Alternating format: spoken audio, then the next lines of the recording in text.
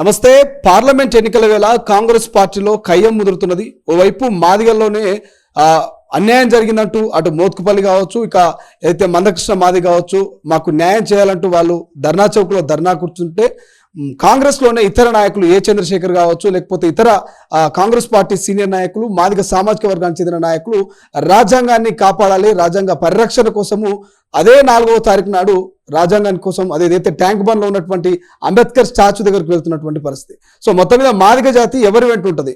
So టికెట్లు కావాలంటున్నటువంటి మోత్కుపల్లి వెంట ఉంటుందా, లేకపోతే అదంతా వ్యక్తిగతంగానే ఏదైతే వ్యక్తిగత స్వలాభం కోసమే చేస్తున్న దీక్ష అంటున్నటువంటి కాంగ్రెస్ పార్టీ నాయకుల వెంట ఉంటుందా, రాజ్యాంగ పరిరక్షణ కోసము పాటుపడుతున్నటువంటి కాంగ్రెస్ పార్టీ నాయకుల వెంట ఉంటుందా అనేది చూడాల్సిన అవసరం ఉంది. ఏదేమైనా కాంగ్రెస్ పార్టీ ఎస్సీసీఎల్ రాష్ట్ర కన్వీనర్ హెచ్ఆర్ మోహన్ ఉన్నారు మనతో పాటు, అదేవిధంగా రాజేందర్ ఉన్నారు, వాళ్ళతో మాట్లాడే ప్రయత్నం చేద్దాం. అన్న, అసలు ఎందుకు మందకృష్ణ మాదిగ కావచ్చు, అదేవిధంగా మోత్కుపల్లి కావచ్చు, మొదటి నుంచి కూడా కాంగ్రెస్ పార్టీ మాలలకు న్యాయం చేసింది, మాదిగలకు అన్యాయం చేసిందంటూ విమర్శలు చేస్తున్నారు. మీరు ఎట్లా చూస్తారు, ఏం చెప్తారు? ముందుగా మీకు నమస్కారం. తొలి వెలుగు ఛానల్ ఎవరితో ప్రేక్షకులు అభిమానులు అందరికీ కూడా నమస్కారాలు. అన్న, మందకృష్ణ అన్న మాటల్లో 1,00,000 అబద్ధాలు నేను మీకు సాక్ష్యాధారాలు చూపిస్తాను. మొదటి నుండి కాంగ్రెస్ పార్టీ మాదిగ జాతికి అంటుముట్టు పెట్టుకొని, మొదటి నుండి కాంగ్రెస్ పార్టీ మాదిగలు గుండెలో పెట్టుకొని చూసే పార్టీ కాంగ్రెస్ పార్టీ. దానికి ఉదాహరణ చెప్తాను మీకు. కేంద్రంలో గత 30 సంవత్సరాలు బాబు జగజ్జీవన్ రావు మంత్రి చేసిండు, ఉప ప్రధాని చేసిండు, ఉప ప్రధాని వరకు వెళ్ళే స్థాయికి తీసుకొచ్చింది కాంగ్రెస్ పార్టీ కాదన్న. వాళ్ళ కూతురు మీనాకుమారి గారిని స్పీకర్గా చేసి ఉన్నత స్థాయి కల్పించింది కాంగ్రెస్ పార్టీ కాదా అన్న. అదే మాదిరిగా సర్వే సత్యనారాయణ మా జనరల్ సీట్లో ఎంపీకి ఇచ్చి సెంట్రల్ మినిస్టర్ చేసింది కాంగ్రెస్ పార్టీ కాదన్న. ఇప్పుడు ఈ రకంగా చెప్పుకుంటూ పోతే లెక్కలేని సేవలు చేస్తూ ప్రత్యేకంగా ఒక విషయం చెప్తాన్నా, రాజకీయంగా ఒక ఎంపీనో ఒక ఎంపీఎల్ఏనో అవుతే ఒక్కడెదుగుతాడన్న. అది కాకుండా మాదిగ జాతి కింది స్థాయి రూట్ లెవెల్స్కి వెళ్ళి అందరికీ లబ్ధి పొందే ప్రయత్నం చేస్తూ అందరి సమాజంలో సమానత్వము గౌరవము ఇచ్చే పార్టీ కాంగ్రెస్ పార్టీ. ఆ దిశగా శ్రీ ఇందిరాగాంధీ, మాజీ ప్రధాని అయినటువంటి ఇందిరాగాంధీ గారు 3 ఎకరాల భూమి ఇచ్చి సమాజంలో గౌరవం ఇచ్చిందా లేదన్న? ఈ రోజు వరకు మీరు తెలంగాణ గ్రామంలో మీరు వెళ్ళండి, ప్రతి ఊర్లో మాదిగవాడలో ఉన్నటువంటి దాదాపు 90% ఇళ్ళు ఇందిరమ్మ కట్టిన ఇళ్ళలే ఇప్పటికీ నివసిస్తున్నారన్న. అంటే మీరు దీన్ని బట్టి మనకు విద్య కావాలా, వైద్యం కావాలా, ఉపాధి కావాలా, సమాజంలో బాబాసాహెబ్ చెప్పినట్టు అసమానతలు పోయి సమానత్వం కావాలి. అప్పుడే మనం ఒక్క రాజకీయ కోణంగా ఒక్క వ్యక్తి లబ్ధి గురి ముఖ్యం కాదన్న. ఒక్క వ్యక్తికి ఎంపిస్తే ఒకటి లబ్ధి కాదన్న, అది లబ్ధి పొందుతాడు. మీరు అర్థం చేసుకోండి. మనకు నంబర్స్ కావాలన్న. ఇప్పుడు ఉదాహరణకు చెప్తా, మాక్సిమం ఒక ఎంపీ ఇచ్చింది అనుకుందాం కొద్దిసేపటికి, ఆ ఎంపీ ఆ కుటుంబము వాళ్ళ బావ, వాళ్ళ బామ్మడిది, వాళ్ళ బంధువులు బాగుపడతారు. అదే కాకుండా మీరు రేపు పొద్దున జరగబోయే ఎంపీటీసీలు, జడ్పీటీసీలు, సర్పంచులు, ఎమ్మెల్సీలు, ఎన్నెన్నో పదవులు, నామినేటెడ్ పోస్టులు, వీటన్నిటిలో ఫుల్ఫిల్ చేస్తా అని మా గౌరవనీయులైన ముఖ్యమంత్రి రేవంత్ రెడ్డి గారు మాకు ప్రామిస్ చేసిండన్న. సరే, కొన్ని వేరియేషన్స్ ఉంటాయి పార్టీలో, కొన్ని ఈక్వేషన్స్ ఉంటాయి. మొన్న గత ఎన్నికల్లో మాకు గత 10 సంవత్సరాలుగా మేము అధికారంలో లేము. మాకు తెలుసు మా బాధ ఏందో. కేంద్రంలోనేమో వాడు 10 సంవత్సరాలు, రాష్ట్రంలో ఈ కేడి, కేంద్రంలో మోడీ, వీళ్ళిద్దరూ ఆర్థికంగా ప్లస్ వాళ్ళకు వచ్చిన మీడియా సపోర్టు, వాళ్ళకు అండబలము, ఆర్థిక బలము, రాజకీయ అన్ని బలాలు చాలా బలిష్టంగా మేము 60 ఏళ్ళు సుమారు పాలించాము. వాళ్ళు 10 సంవత్సరాలు పాలించి లక్షల కోట్లు దిగమించుకొని గట్టిగా కూర్చున్నారు. ఇప్పుడు అట్లాంటి వాళ్ళతో ఫైట్ చేయాలంటే కొద్దిగా పార్టీ ఈక్వేషన్స్ ఉంటాయా బ్రదర్? ఇది దేశ సమస్య, ఇది ఒక ఎంపీ సమస్య కాదు. ఇది దేశంలో భారతీయ జనతా పార్టీలో ఉన్నటువంటి ఫ్యూడలిజాన్ని తీసేయాలి. ఉన్నటువంటి ఎవడైతే నియంత్రితం పాలన చేస్తున్నటువంటి నరేంద్ర మోడీని జరపాలి, ప్రజాస్వామ్యాన్ని కాపాడాలి, ఉన్నటువంటి రాజ్యాంగాన్ని కాపాడుకోవాలి, రిజర్వేషన్లు కాపాడుకోవాలి. ఇవన్నీ కాపాడుకోవాలంటే కాంగ్రెస్ ప్రభుత్వం కేంద్రంలో రావాలి, మన రాహుల్ గాంధీ గారిని ప్రధాని చేసుకోవాలి అని ఒక ఏక గమ్యంతో, ఏక లక్ష్యంతో కాంగ్రెస్ పార్టీ ఆ దిశగా ముందుకు పోతుందే తప్ప మాదిగ జాతిని ఎప్పుడు కూడా గుండెల్లో పెట్టుకొని చూసేవాడి కాంగ్రెస్ పార్టీ. కానీ ప్రధానంగా ఏమన్నా చేయండి కానీ ఓటు మాత్రం బీజేపీకి వేయండి అంటూ మందకృష్ణ చెప్పిండు. గతంలో వర్గీకరణ కూడా మోడీ సానుకూలంగా స్పందించినటువంటి తీరు ఎట్లా చూస్తారు ఇదంతా? ఈ విషయంలో నేను కరాఖండికి ఒక విషయం చెప్తాను మీకు. నేను మందకృష్ణ మాదిగ గారు మెడలో ఒక పాము వేసుకున్నట్టు ఈ యొక్క మనువాద ధర్మాన్ని వేసుకొని కాషాయ కండ వేసుకొని తెలంగాణ మాదిగవాడలకు మనువాదాన్ని స్వాగతిస్తున్నాడు. దీనివల్ల ఏమవుతుందంటే విద్వేషాలు రెచ్చగొడుతూ అక్కడ ఉన్నటువంటి మాల సోదరులు మాదిగ సోదరులు కొట్టుకొని చచ్చే ప్రయత్నమే మందకృష్ణ మాదిగ ప్రయత్నం చేస్తున్నాడు. మీరు ఒకసారి ఆలోచించండి. మొదటి నుండి మనువాదం మనల్ని ఎంత ఇబ్బంది పెట్టిందో మీ అందరికీ తెలిసిన విషయమే. మనువాదం అంటే ప్రజలకు తెలియదేమో, కొంతమందికి ఉన్న జనరేషన్, ఇప్పుడున్న జనరేషన్ తెలియకపోవచ్చు. మనువాదం నథింగ్ బట్ మనం ఊరవతల ఉండాలి, మూతికి ముంత ఒడ్డికి చాట, చెప్పులు లేకుండా నెత్తిలో పెట్టుకొని నడిచే పరిస్థితి, చెప్పులు లేకుండా, చదువు లేదు, గుడి లేదు, బడి లేదు. అంబేద్కర్ గారు మనువాదాన్ని తీసుకుపోయి ఢిల్లీ నాడి వీధుల్లో తలగబెట్టినాడు. అంబేద్కర్ వాదం అని నువ్వంటావు, అంబేద్కర్ నువ్వు అంటావు. అంబేద్కర్ గారు మీ ఇట్లాంటి నాయకుల గురించి ఒక మాట అన్నారు కదా. ఏమన్నారు అంటే, ఈ దళితోద్యమాన్ని నేను కష్టపడి ఇక్కడికి తీసుకొచ్చాను, మీకు వీలైతే ఈ ఉద్యమ రథాన్ని ముందుకు తీసుకుపోండి, లేకపోతే మీ కాడిని అక్కడే వదిలేయండి, కానీ ఎట్టి పరిస్థితిలో ఈ ఉద్యమ రథాన్ని వెనకకు నెట్టొద్దు అని అంబేద్కర్ గారు చాలా బాధతో అన్నమాట గుర్తు చేస్తున్నాను.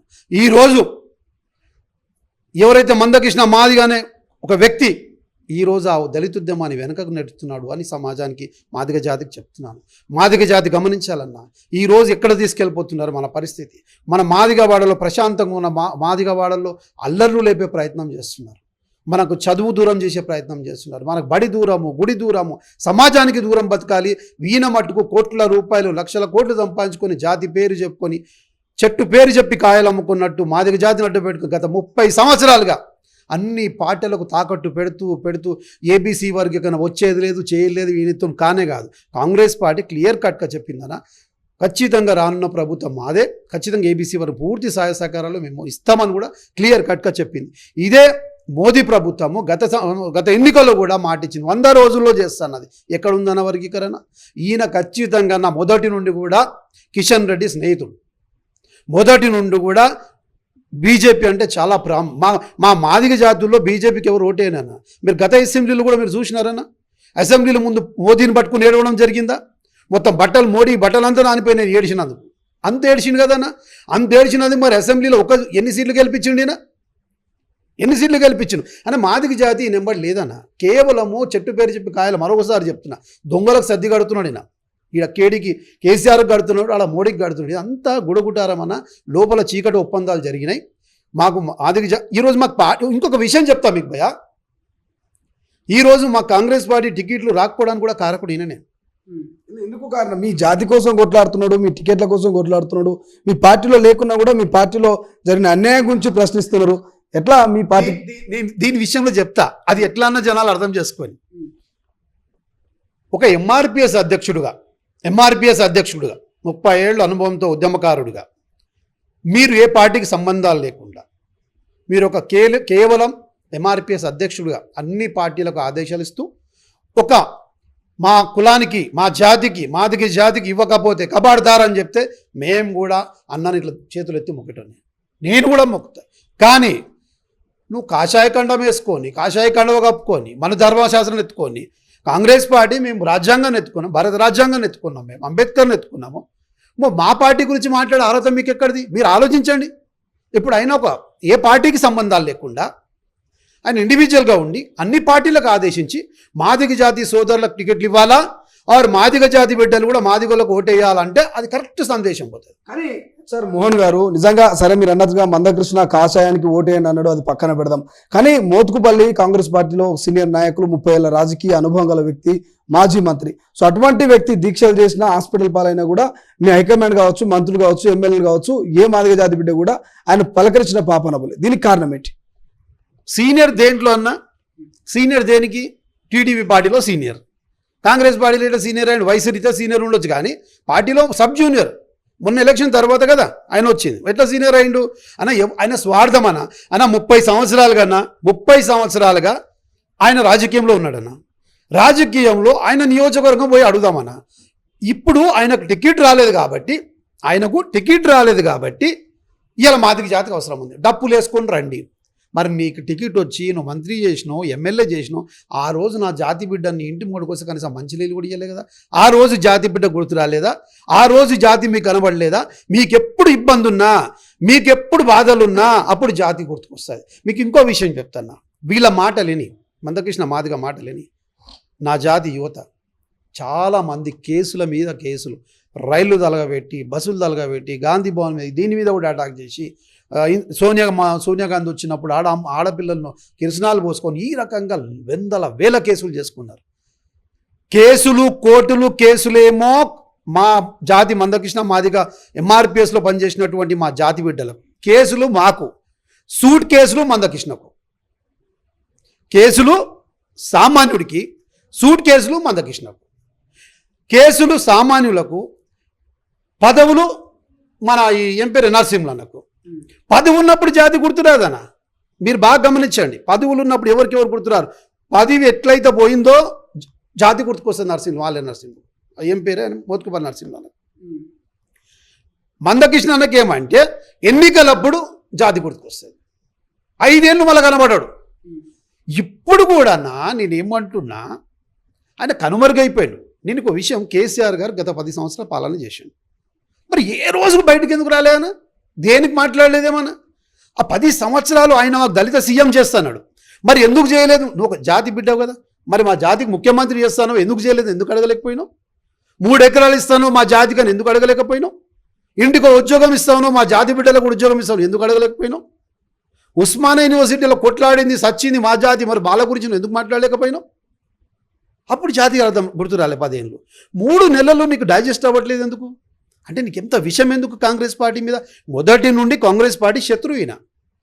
సార్ రాజేంద్ర గారు, మీరు చెప్పండి, మీకేమనిపిస్తుంది? ఎందుకంటే 4వ తారీఖున ఇందిరా పార్క్ ధర్నా చౌక్లో ధర్నాకు సిద్ధమవుతున్నారు మందకృష్ణ కావచ్చు, మోత్కుపల్లి. సో ఆ ధర్నాలో చాలామంది మాదిగ జాతి బిడ్డలంతా కూడా హాజరవుతున్నటువంటి నమ్మకంతో ఉన్నారు. వాళ్ళు మీరు ఎట్లుంటుంది? మీ సపోర్ట్ ఏమైనా ఉంటుందా, లేకపోతే మీరు ఎట్లా దాన్ని వ్యతిరేకిస్తారా, స్వాగతిస్తారా? ఎట్టి పరిస్థితుల్లో కూడా మందకృష్ణ చేసే కార్యక్రమాలకు కానీ, మోత్కుపల్లి నరసింహులు గారు చేసే కార్యక్రమాలకు ఏ దళిత జాతి బిడ్డ కూడా సపోర్ట్ చేయడు. ఎందుకంటే వాళ్ళు గుర్తింపు కోల్పోతున్న క్రమంలో గుర్తింపు కోసం ఇది ఒక ప్రయత్నం, ఇది ఒక పెద్ద కుట్ర అండి. బీజేపీ బీఆర్ఎస్ చేస్తున్నటువంటి కుట్రలో భాగంగా ఈరోజు మందకృష్ణ గారు కాంగ్రెస్ పార్టీ మాదిగలకు టికెట్లు ఇవ్వలేదనేది ఎత్తుకున్నాడు. ఎందుకు ఇవ్వలేదంటే ఈయనే కారణం. ఎందుకు కారణం అంటే, నువ్వు ఒక జాతికి నాయకుడు ఉండి ఒక పార్టీకి నువ్వు కొమ్ము కాస్తే టికెట్లు ఎట్లా ఇస్తారండి? నువ్వు ఒక బీజేపీకి కొమ్ము కాస్తావు, అంతకుముందేమో టీఆర్ఎస్ కొమ్ము కాసినావు, అంతకుముందు కాంగ్రెస్ కొమ్ము కాసినావు, ఒకసారి మొదట్లో టీడీపీ కొమ్ము కాసి నువ్వు వెళ్ళి బీ ఫాములు తెచ్చి క్యాండిడేట్లకు ఇస్తావు. అది ఒక ఉద్యమ నాయకుడు చేసే పని. ఫస్ట్ టీడీపీ చంద్రబాబు నాయుడు గవర్నమెంట్లో క్యాండిడేట్ నాకు టికెట్ కావాలనుకో, మాట్లాడుకొని పోయి అక్కడికి వెళ్ళిపోయి టికెట్ బీ ఫామ్ తెచ్చి చేతి నుంచి తెచ్చి ఇచ్చిన రోజులు ఉన్నాయి, మేము చూసినాం. అది చాలా తప్పండి.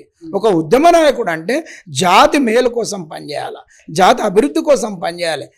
ఏదో ఇప్పుడు 30 సంవత్సరాల నుంచి ఉంది, తెలంగాణ సాధించుకున్నాము, ఏబిసిడి ఎందుకు సాధించుకోలేదండి? ఈ యొక్క బేరసారాలకు పోయేబట్టే ఇవంతా జరిగింది. ఒక నిక్రంగా ఉండి నువ్వు ఖచ్చితంగా అదే ఎజెండా మీద ఉంటే డెఫినెట్గా సాధించుకునే వాళ్ళం. దాన్ని ఎప్పటికప్పుడు డైవర్ట్ చేస్తూ ఎప్పటికప్పుడు దాన్ని తప్పుదోవ పట్టిస్తూ మందకృష్ణ గారు టోటల్గా మాదిగలను తప్పుదోవ పట్టించాడండి. ఏ మాదిగ జాతి బిడ్డ ఈరోజు డెవలప్ కాలేదంటే ఆయనే కారణం. ఎందుకంటే గత 10 సంవత్సరాలు మీరు చూసుకోండి సార్, 10 సంవత్సరాలలో కేసీఆర్ గారు మాదిగలను పచ్చిగా మోసం చేశాడు. మాదిగకు మంత్రి పదవి వేయలేదు, డిప్యూటీ సీఎం ఇచ్చి రాజా గారిని తీసేశాడు. నువ్వు ఎన్నడన్నా వెళ్ళి ధర్నా చేసావా? మరి ధర్నా చౌక్ దగ్గర ఎక్కడన్నా వెళ్ళి ఇంద్రపార దగ్గర ధర్నా చేసావా? మళ్ళీ ఎందుకు? మరి ఆల్టర్నేటివ్గా ఆయన తప్పు చేశాడు, ఇంకొక మాదిగకి ఎందుకు వెళ్ళా ముఖ్యమంత్రి డిప్యూటీ సీఎం అని నువ్వు అడిగావా?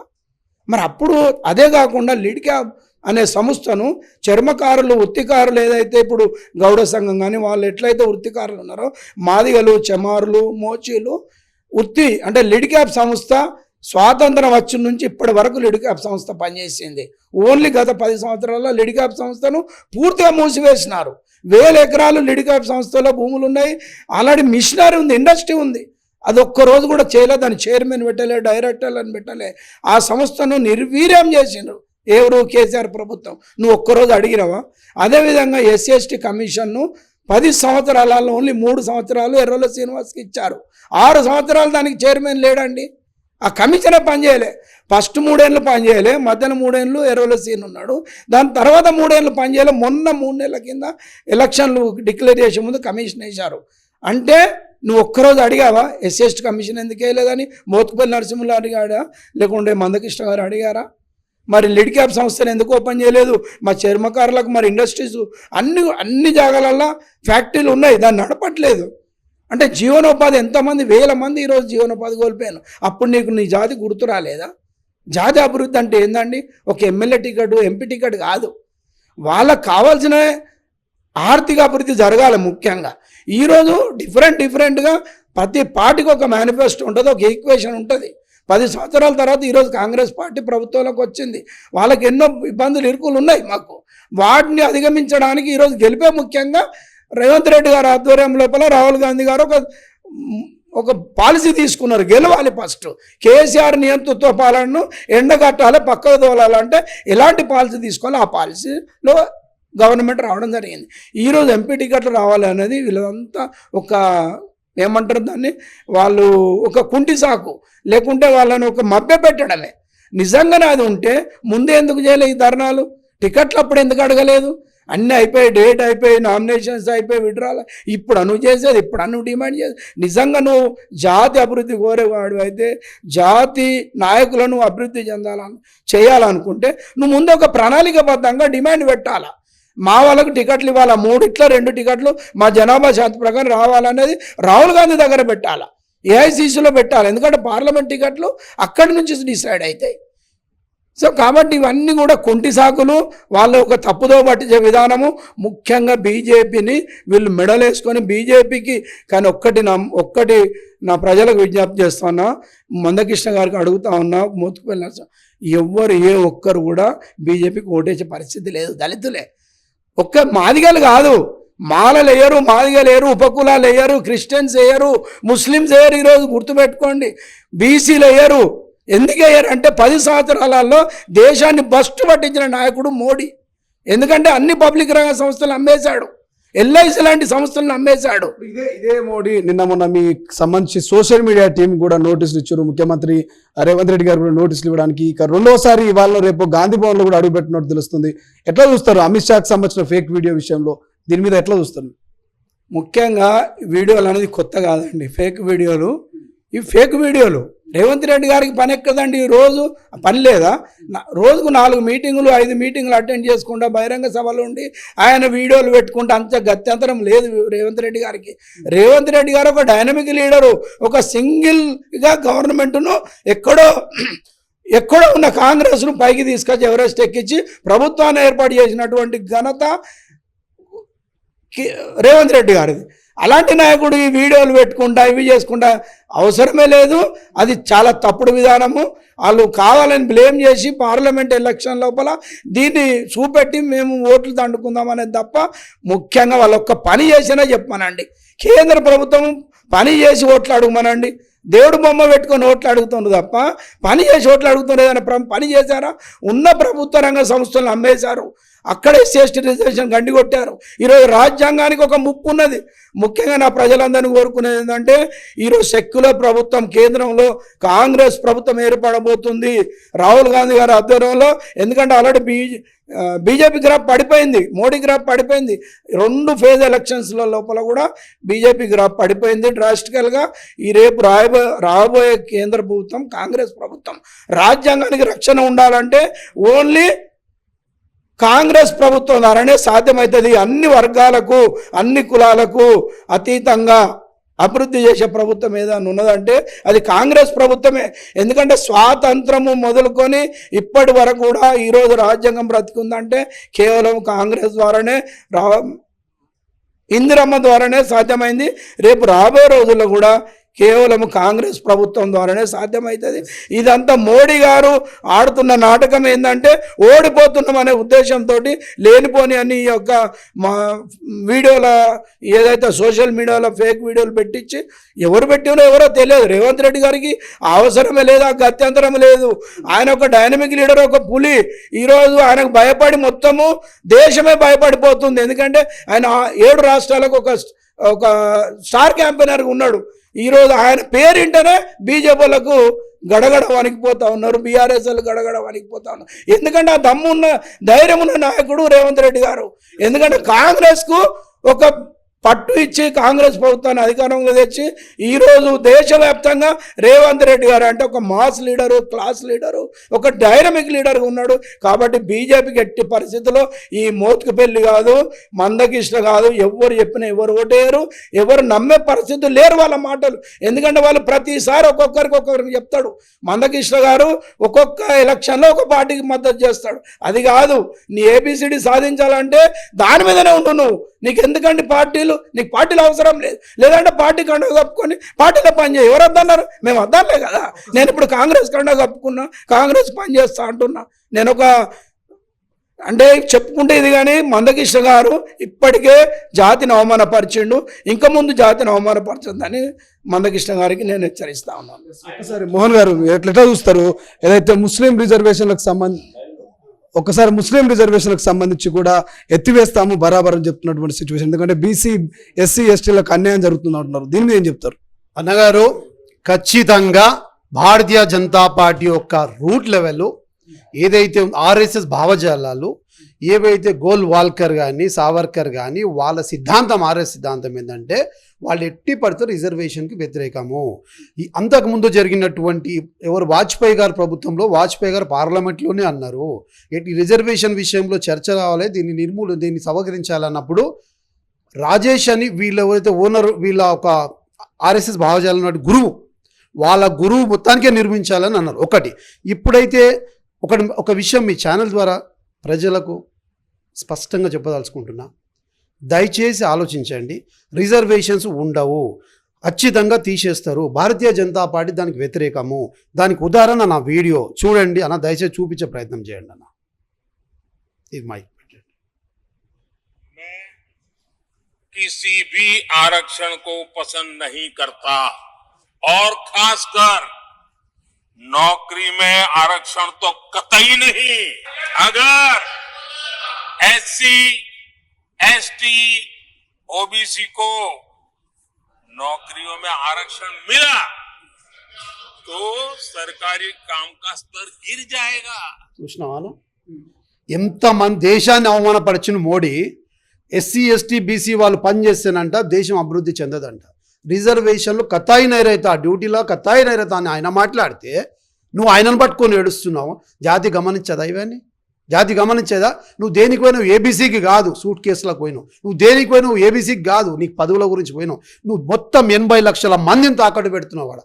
కానీ నీ ఇంట్లో కూడా ఓటేరు బీజేపీ, అది తెలుసుకోలేదు. భారతీయ జనతా పార్టీ ఈయన నమ్ముకొని మోసపోతుంది. నేను రాసిస్తా, ఈయన ఇంట్లో కూడా ఓటేరండి బీజేపీకి. ఈ కేవలము మళ్ళీ చెప్తున్నా, చెట్టు పేరు చెప్పి పండ్లు అమ్ముకుంటున్నాడు. ఎట్టి పరిస్థితిలో ఈయనను మాదిగ జాతి ఊర్లలో గ్రామీణ ప్రాంతం తిరగనియర్ బ్రదర్.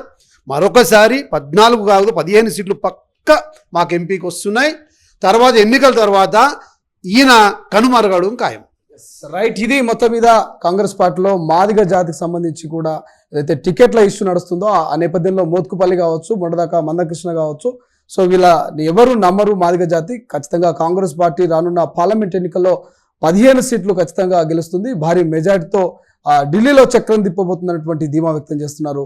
చూద్దాం ఏం జరగబోతుంది. మరి ఈ దీక్షకు నిజంగా మాదిగ జాతి బిడ్డలు నిజంగా స్వాగతిస్తారా లేక వ్యతిరేకిస్తారా అనేది చూడాల్సిన అవసరం ఉంది. కెమెరా పర్సన్ అజర్తో శ్రీశైలం, తొలి వెలుగు, హైదరాబాద్.